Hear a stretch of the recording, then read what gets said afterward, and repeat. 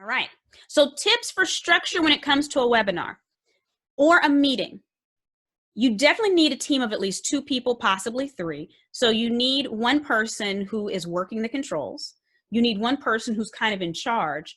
But if you have someone that's actually presenting something, like actually presenting, you might want to have a host and a presenter.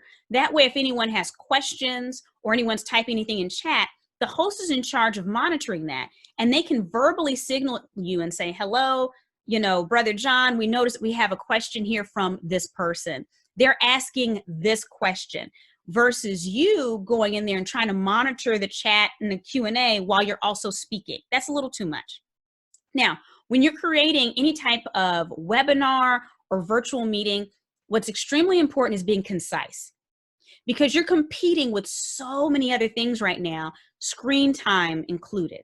And so make sure that it doesn't mean that you want to cut things short that are really important, but you want to trim the fat. And I think we've all been in meetings before where there's certain people that they just want to be heard over and over and over again. And they're kind of talking in circles. There's no place for that on a webinar, because it's too easy to lose people's attention. It's too easy for them to reach for something else while they're on the webinar with you, especially if they're not sharing their camera.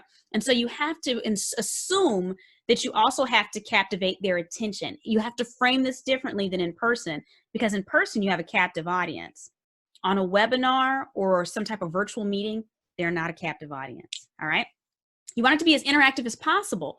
And so if you can do polls ahead of time, and yes, even for your sermons and your Sunday services, having polls where people that are watching from a distance can go ahead and put in their answers based on what you're asking. And it's poll questions. You just ask a question. There's so many answers. You can share the poll results on there. Make it as interactive as possible. I've even seen it before where you've had someone actually get a few people agree to be panelists, or some of the audience members agree to be panelists. So maybe they're not part of the regular program, but they've already agreed that you can kind of use them for call and repeat and get them to share their testimony or part of their story on part of your sermon or part of the meeting, okay? So just think about ways to make it interactive. If you're using the meetings feature for Zoom specifically, you can open it up and tell people, all right, well, now we're going to go ahead and unmute you. Let me see who has an answer for this. Or you might say, raise your hand and I'll unmute you. There's so many ways to handle this, but you want to make it as interactive as possible.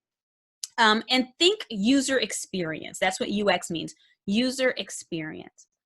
We have all used technology or some type of tool before where when we used it, we knew whoever created it was really smart, right? Seriously. But we knew that they were not thinking about us at all when they created it, right? And so we want to make sure that as we're crafting this, it's not just about the messaging, it's about the experience.